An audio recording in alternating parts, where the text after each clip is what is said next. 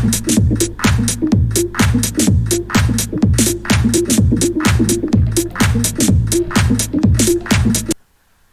everyone, today we are going to discuss how to design a learning systems and what are the prerequisites of designing a learning system. So before going deeper into the machine learning concept, we should know more about learning, how learning happens. So how to design a learning system. So what is learning? Learning, a computer program is said to learn from experience E with respect to some class of task T and performance measure P. So three components are there. One is experience. So computer program is said to learn from its experience. So this experience may be in different format. Okay, with respect to some class of tasks. So obviously when the normal uh, systems fails, that time we only bring this machine learning concept. So the machine learning system is completely different than normal system which are in placed in manufacturing unit and other places in the industry. So experience is important. Okay, a computer program is said to learn from the experience. So we'll come to know how experience can be measured, and then obviously this experience is needed to solve a task or problem, and most of the time these problems are complex problems. Okay, that's why you need machine learning. And with measure performance P, obviously when you will bring in machine learning in the place of a normal system, that time performance measurement will be a criteria how much the performance measure performance, that means so in general, to have a well-defined problem, we must identify these followings. Okay, so what are the well-defined problems that where learning can be bring in? That means the machine learning can be bring in. One thing is that learning to recognize spoken words. Okay, learning to recognize spoken words. So this is one thing that machine can learn. So if it is the case, then we can speak, human can speak and machine can learn, and as a counter measurement it can react whatever we say, whatever instruction we give. And then learning to drive an autonomous vehicle. So autonomous vehicle is a reality now in across the globe, in US, in UK. So autonomous vehicle, you know that Tesla cars, they are making autonomous, Tesla company, they are making autonomous vehicle. So a lot of features are required to make autonomous vehicle. Not only machine learning, you need satellite communications and many other things, but it is there, it is already in the market, and in near future you will find everything will be automated. Okay, and then learning to classify new astronomical structures. Okay, so classification and segmentation is another thing that machine can do far better than human being. Okay, so that is there. Then learning to play world class backgammon. So this is one type of game, so that also can the machine learning can play better. Okay, so these are some recognized problems we have. Some of them are already being solved, and the progress is going on. So one famous problem is the checkers learning problem. Okay, so checkers learning problem is one example of standard problem that where machine learning or the learning systems can perform in a better way. Okay, so what is checker learning problem, how to describe it? So in checker learning problem we have this task T, that means playing checkers. Performance measurement, which is noted as P, percent of games own against component. That means if we apply learning systems, how much percentage of games the the contestant is actually winning after having machine learning added features. And then training experience E, playing practice game against itself. Okay, so we can specify many learning problems in this fashion, such as learning to recognize handwritten words or learning to drive a robotic automobile autonomously. Okay, so before okay, so checkers problem, let us learn about checkers problem, how it actually works. So I'll go through quickly what is checkers problem. So this material I have taken from wikihow. So checkers, also known as draughts, is a fun. To win a game of checkers, you have to move your pieces towards your opponent side of the board. So it beats like chess actually. You can move faster by jumping your opponent pieces and removing them from the board. The concept of checkers is simple, but you can use strategies to improve your chances of winning. Okay, so how this game actually being played? So before you can set up the board, so it is being played on a board. Okay, you need to choose two. You need to choose who goes first. You can do this based on who won the last game, a coin toss, or any other measurement. Okay, after this game starts, so keep in mind in checkers the players with the black checkers always goes first. Okay, so whosoever will the black checkers will be going first, will start the game first. So set up the board. So you have a board like this. Okay, sit across from your opponent and place the board between you and your opponent. So you will be sitting here, your opponent will be sitting here.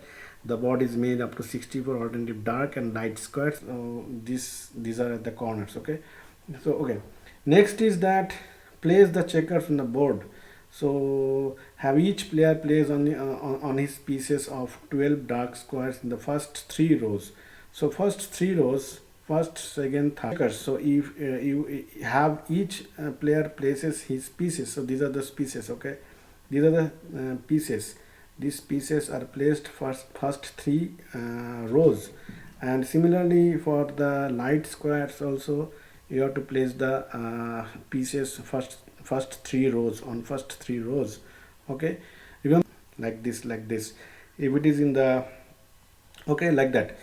Okay, so since the, okay, so here the checkers, the pieces can be always will be on dark square, and for both the participant, that means the player and its opponent. Okay, so all pieces will be on the dark square. So remember that checkers can only move diagonally, that's I already informed you. So since board has 8 rows, 6 of the rows will be taken up by the players. So here actually we have 8 rows, 1 2 3 4 5 6 7 8. Out of that, three rows will be taken by the checkers. Okay, by the players checkers, and 2 rows will be left open in the middle of the board. So this means this and this board will be kept open, and then you can have a stopwatch or to track the game, who is making faster decisions. Okay, decide if you are going to time each of the moves. That is, so here you can move diagonally. This black pieces actually move diagonally. Now these white pieces also will move diagonally, I suppose. Anyway, this is the first move they have made. So the player with the black checkers move first.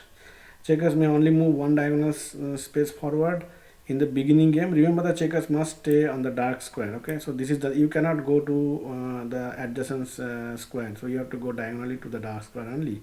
So after that, you see the other so here the jumping happening after this, these light squares, these pieces checkers have been moved from here to here. This checker has jumped over this white pieces, and it has gone over there in this, and by this process it has got these pieces. Okay, jump and capture your opponent checkers. If your checker is located in the diagonal space nearest to your opponent checker, then you can jump and capture the checker. To capture the checker, just jump over it and moving 2 diagonal spaces, okay, in the direction of checker. If you are hopping over your opponent checker, once you capture the checker, you can take it off the board. So these checkers have been taken out of the board. So this has been taken out of the board.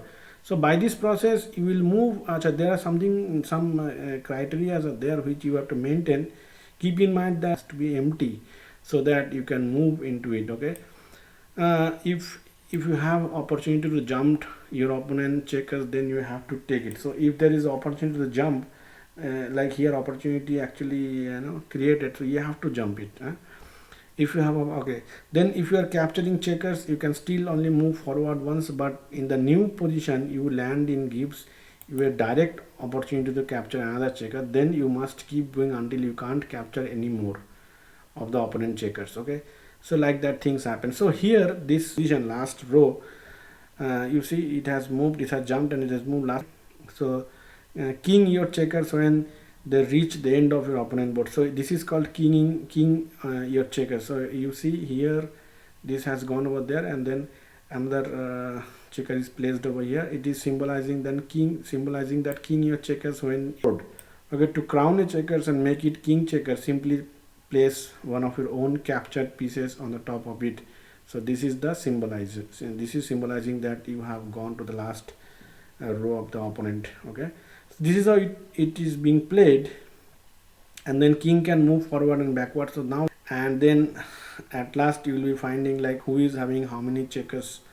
Okay, the contestant who is having more checkers will be winning the game. So keep jumping and capturing. So this thing can be optimized by, or can be improved by many ways. Okay, so there are different strategies can be used.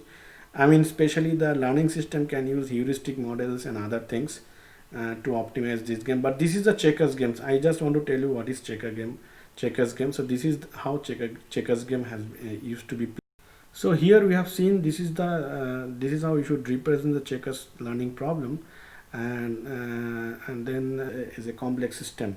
So now let us see how to design a learning systems. Okay, so first, to design a learn, so you have understood how these checker problems actually being played, and how machine learning can optimize it. So this when the one player is giving his he's playing with one step with the movement, then the opponent is playing another is playing in another way, he's countering with another move.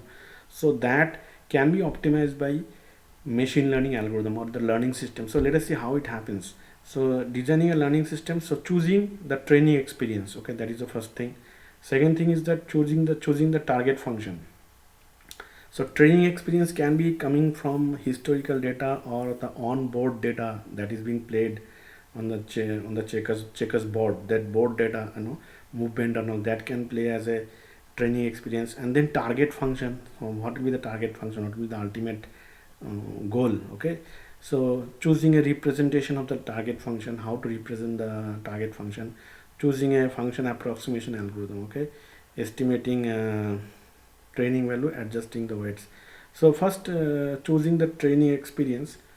So a checkers learning problem can be written like this. So task this task T, and then performance measure E P, and then training experience E.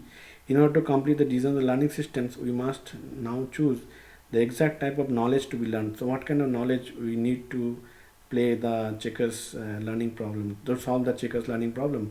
A representation for this target knowledge, what type of target knowledge we need, and a learning mechanism.